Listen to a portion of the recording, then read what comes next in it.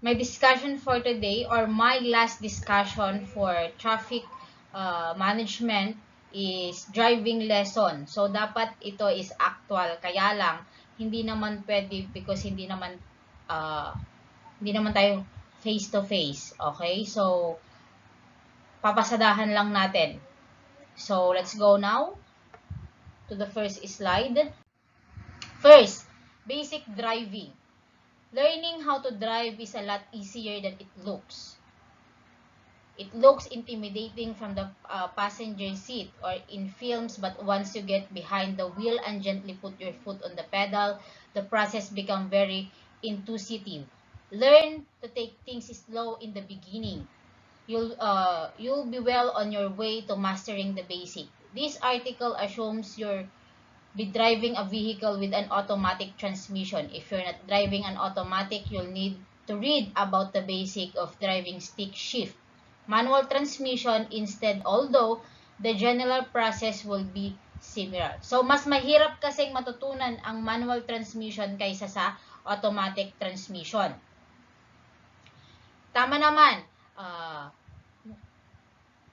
kapag gusto mong matutong mag-drive, okay, ginaganahan ka kapag nasa passenger seat ka o nasa shotgun seat, okay, dun sa tabi ng driver, parang para sa'yo, ang dali-dali.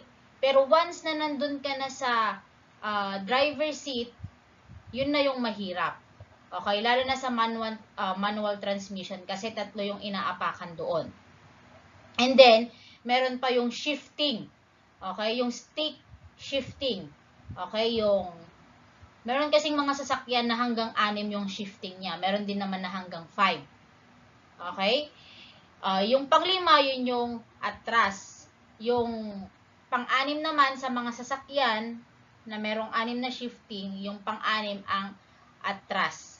Okay? So, getting comfortable with the car's control. Adjust the seat so that your feet comfortably reach both pedals. Oo. Once na nasa sasakyan ka na at hindi mo abot yung pedals, kailangan mong i-adjust yung upuan mo para komportable ka, para abot mo. Okay? You can adjust your seat forward and backward as well as up and down. Some cars will have electronic controls, usually on the left side of the seat, while other cars will usually have a lever underneath the seat that lets you control the position of the seat, but you can usually tell the difference. Next, familiarize yourself with the foot pedals. In an automatic car, the 2 foot pedals control acceleration and braking respectively. Sa automatic kasi, dalawa lang. Acceleration at yung brake. Okay? The rightmost pedal, which is usually smaller than the other pedal, is the accelerator. Kapag automatic, yung pinakamaliit na lever or pedal, yun yung accelerator. Pero kapag nakita nyo yung ganito kalapad na pedal doon sa automatic transmission sa sasakyan, yun naman po ang brake. And pressing down on it makes the car move. The harder you press down on it, the faster car will move. The pedal to the left, which is usually larger than the accelerator, is the brake pedal. And the pressing down on it slows the car down. Even if you feel more confident using your left foot, always use your right foot to reach both pedals. It will feel strange at first if you're left-footed, but getting used to it is very important because it's proper technique and ultimately much safer. Never use both feet at once to reach the pedal. Yes, wag.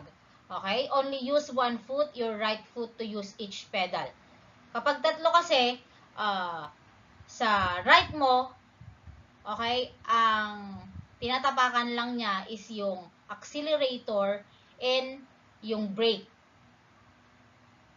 Yung isa naman, yung left mo naman, ang tinatapakan niya kapag manual transmission is yung, ang tawag ba doon? Clutch. Clutch at ang tawag doon. Para makapag-shift ka ng gear. Okay, so yon. Sa right, dalawa yung right foot mo, dalawa yung tatapakan, accelerator and the brake. Yung isa naman yung clutch, kung hindi ako nagkakamali, para makapag-shift ka ng gear. This will make it impossible to accidentally press down on both pedals at the same time. Adjust your car mirrors so that you can see through them clearly and effectively. Your car should have 3 mirrors. The rear view mirror, which allows you to see directly the rear windshield behind you, and 2 outside mirrors, which lead you to see either side of the car and protect you from blind shot. Your rear view mirror should be positioned so that when you're in your normal driving position, you can see directly behind you and as much of the rear windshield as possible. Yung nandito sa taas, kapag, ito yung driver seat, yung nasa taas ang rear view. Para makita mo kung meron nakasunod sa likuran mo. Then, yung dalawa sa gilid.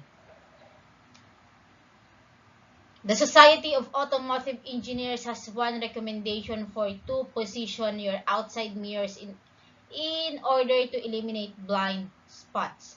It recommends positioning the mirrors further outward than normal, so they just overlap with the viewing angle of the rear view mirror. Although disorienting at first, this positioning actually allows the driver to see cars in their blind spot, which they might otherwise only be able to spot by looking over their shoulder.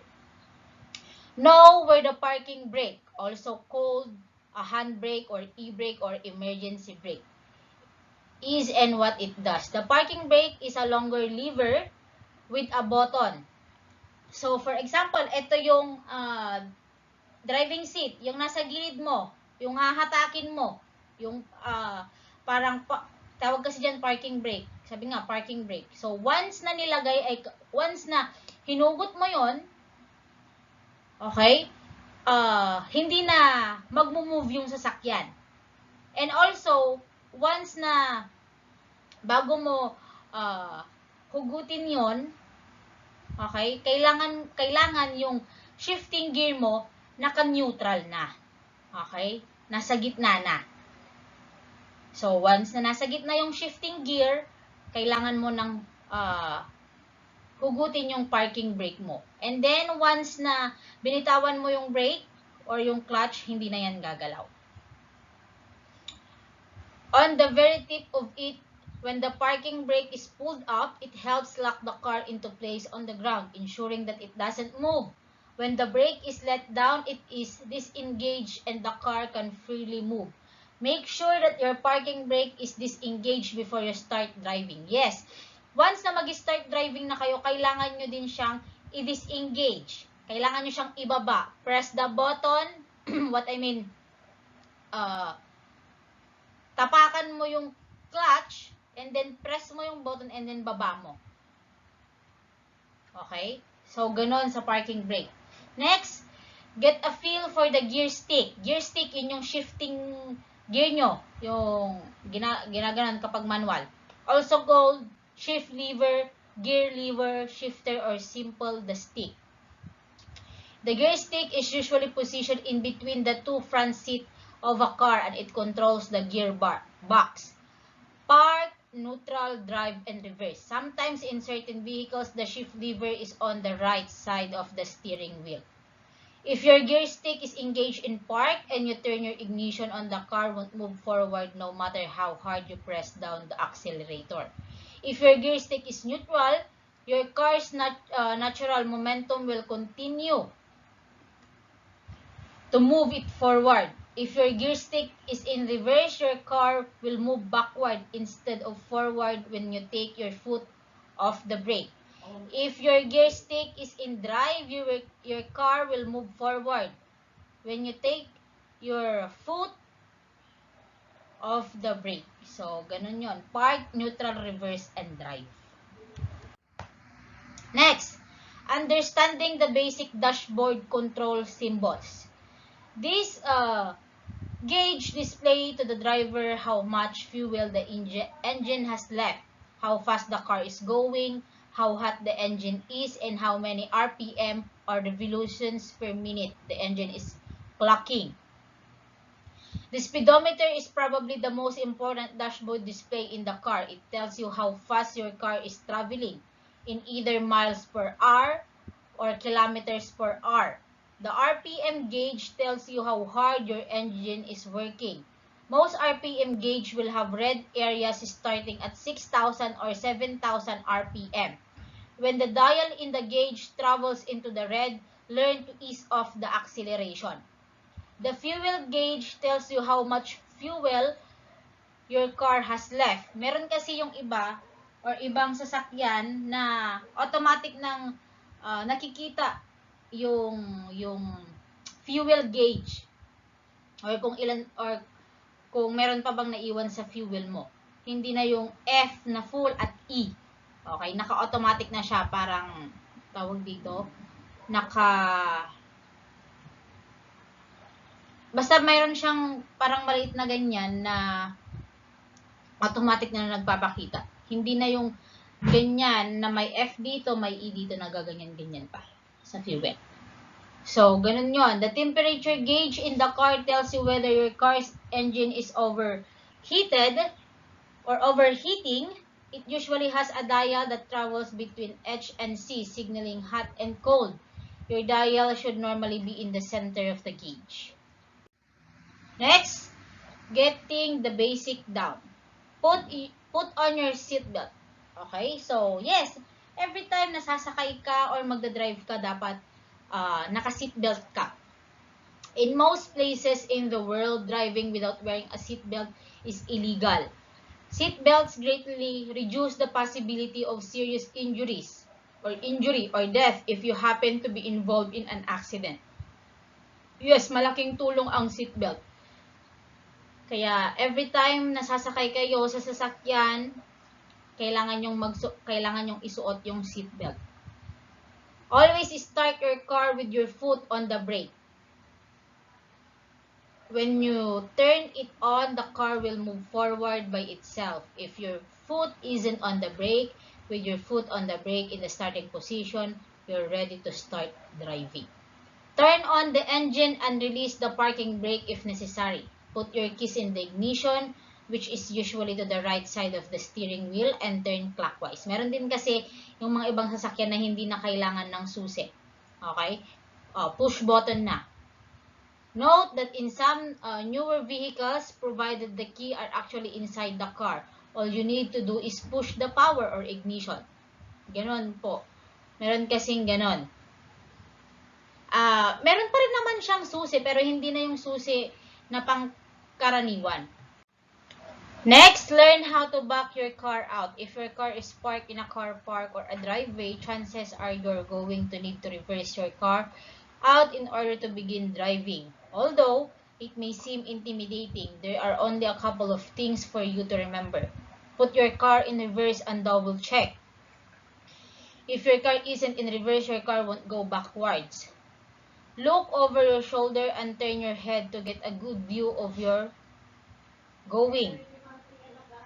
Gently remove your foot from the brake pedal and do not put your foot on the accelerator. You can move your car simply by removing your foot from the brake. Yes, your car will move slowly, but you won't risk accidentally running into something or someone.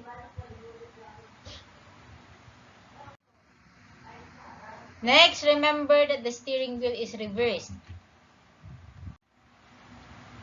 This is because your wheels turn that way. When going in reverse, turning the steering wheel to the right will make your car turn to the left, while the steering wheel to the left will make your car turn to the right. Keep this in mind as you back your car out. Use your brake whenever you need to slow down.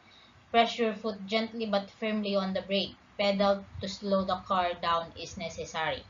When you're ready to move your car forward, come to a complete stop and put the car into drive. Put your foot on the brake pedal, shift your car into drive so that it can begin to move forward. And then take your foot off the brake pedal, slowly press down the acceleration pedal with your foot to get the car to move forward. Accelerate until you've reached the speed limit and then take your foot off the accelerator, hovering it over the brake pedal in case you need to slow. Hold both hands on the steering wheel at the 9 and 3 o'clock. Okay? 9. Paano ba kapag 9? Sa gilid and sa 3. Ganyan.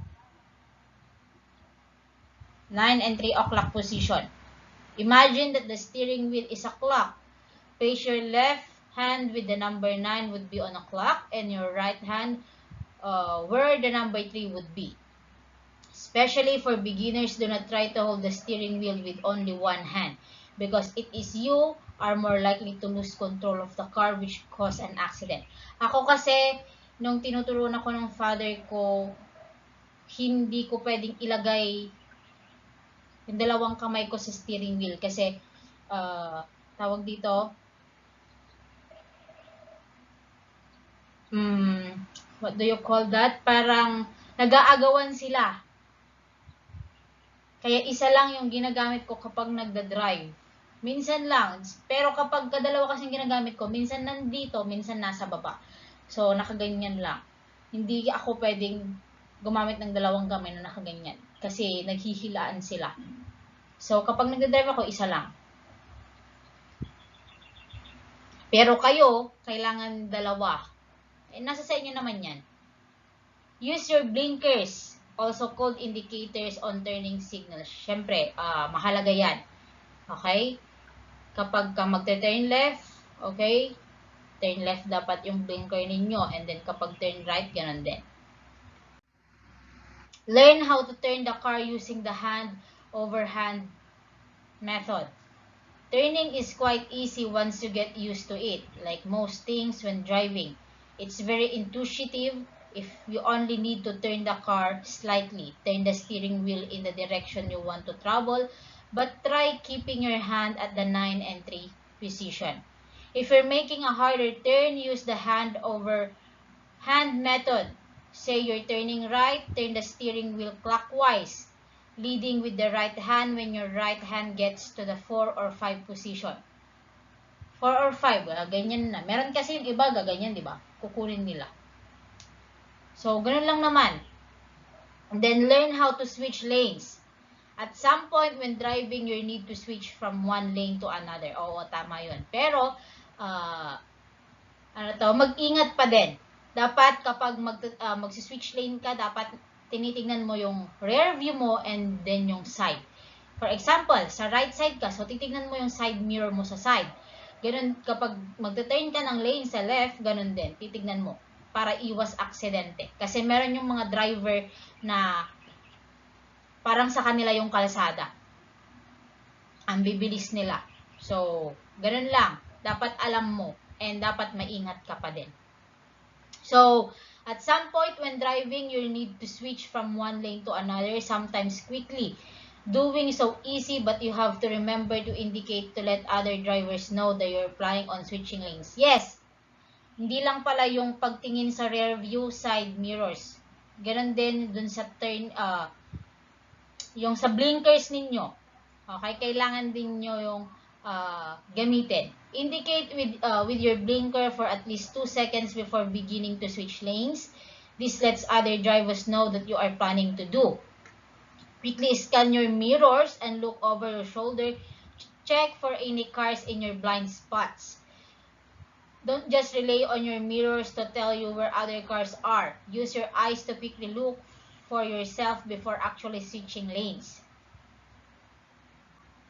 Then slowly move the car into the other lane. Turn your hands on the steering wheel ever so slightly in order to change lanes. It only takes a very slight movement of the wheel as most modern cars are fitted with power steering. Yes, power steering na kasi.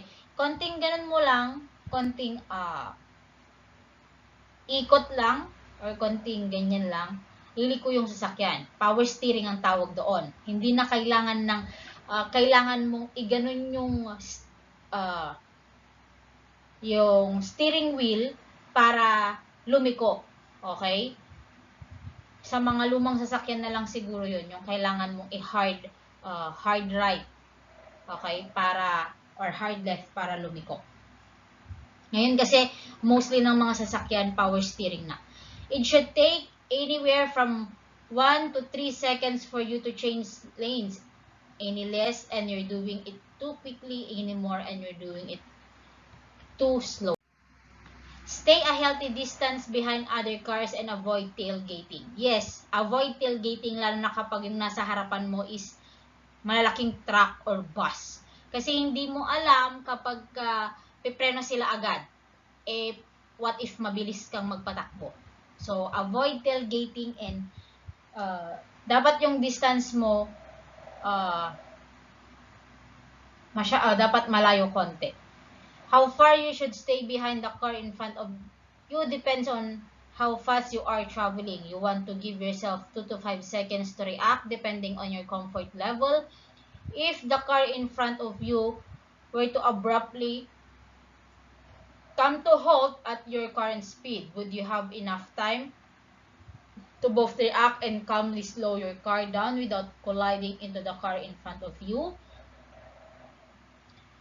To judge this, watch as the car in front of you passes a fixed object on the road, like a billboard. As soon as the car passes the object, begin counting. 1, 1001, 2, 1, 2, 1000, 1, 1001, 2, dapat 2002 din, tapos 3, 1. How many seconds does it take for your car to pass the same object on the road? So, ganun daw. Then, putting it all together.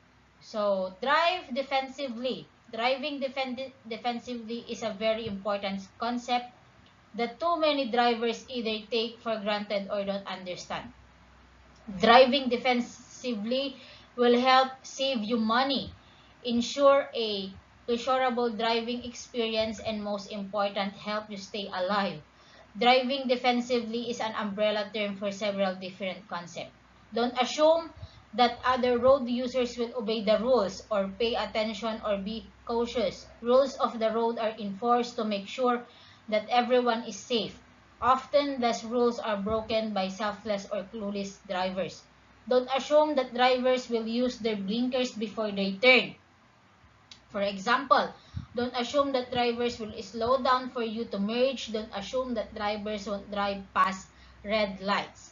If you see a potentially dangerous situation, avoid it before it happens. Don't linger immediately to the right of a big semi-truck, for example.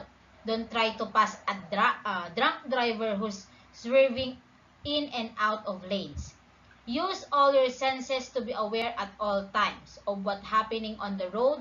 Drivers often learn to tune out the rest of the world and get in the zone, simply because they've done the same thing hundreds if not thousands of times. Don't get too complacent behind the wheel. Use sight to monitor other cars, speeds, and their habits. Use hearing to listen for car horns and the sounds of screeching. Use smell to be aware of burnt rubber or other caustic aromas that may indicate an accident. Next, stay in the right lanes for slower speeds and the left lanes for faster speeds. On highways and to lesser extent on street, the leftmost lanes are usually reserved for faster traffic, while the rightmost lanes are reserved for slower traffic. It's rude to tailgate someone going slower than you in the right lane. At the same time, it's selfish to hug the left lanes when you're going considerably slower than other traffic. Get in a lane that's going roughly your speed and stay there until you need to turn or leave the road. Whenever possible, pass cars on the left side instead of the right side because the general speed of traffic increases going right to left. It's important to pass on the left. Yes, wag kayong magpapass or wag kayong mag-overtake sa right, palaging sa left. Okay? You're speeding your car up and going faster than the car ahead of you, so you want to pass using a lane that's meant for faster cars. Follow this general rule of thumb even if it's not a law. Where you drive, remember drive right, pass left. Try to never pass a truck on the right. Trucks and semis are far larger than normal cars, meaning that their blind spots are far bigger. Trucks often stay in the rightmost lanes and switch lanes to the right, rarely switching lanes to the left. Passing trucks on the left, therefore, means you're driving your car out of their territory, lowering your risk. Abide by the speed limits. Speed limits are there for a reason. They're not there to make driving less fun. They're there to make the road a safer place for all. Make sure that at most you're only traveling 5 meters per hour or 8 kilometers per hour faster than the speed limit. At least in America, police officers will rarely write a ticket for speeding if you're only traveling 5 meters per hour or 8 kilometers per hour above the speed limit. Be extremely careful in abnormal driving conditions. When the weather acts up, tune it down a notch and drive even more defensively than normal. When it rains, for example, the water interacts with the oil on driving surfaces, making it very slick and slippery. In this condition, it's hard your times to get good traction. In heavy rain, when small pools of water have accumulated on asphalt, you're especially at risk of hydroplaning. Winter creates more difficult driving situations with colder temperatures as well as icy and snowy surfaces. Learn how to drive your car during the winter. Sa ibang bansa na yan. Next, be courteous on the road. Being courteous simply means acknowledging that there are other people using the road, each with his or her own agenda, and many of whom don't want to be stuck in their car. Make their life on the road a little easier if it's easy for you. The thought is that they pay it forward at some point and you may be the beneficiary of their largesse. Use your horn to alert other drivers not to chide them. The horn is a powerful device. Use your horn when someone merges into your lane without seeing you or when a light has turned green, but they're still sitting idle. Don't use your horn because you're stuck in a traffic jam to express your frustration. Kapag traffic naman, wag niyo nang gamitin yung horn kasi alam niyo naman ng traffic.